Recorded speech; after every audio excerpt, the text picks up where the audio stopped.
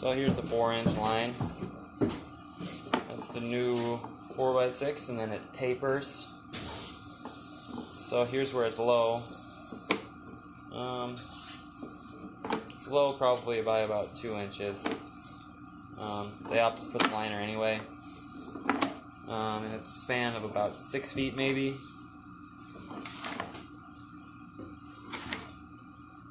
So there you can actually see where the old clean out is, that dimple in the top of the pipe. And so we covered that up.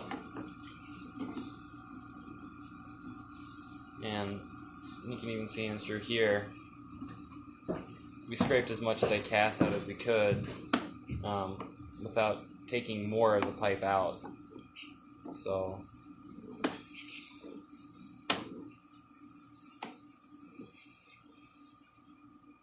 there's the start of it. Shut along remote start.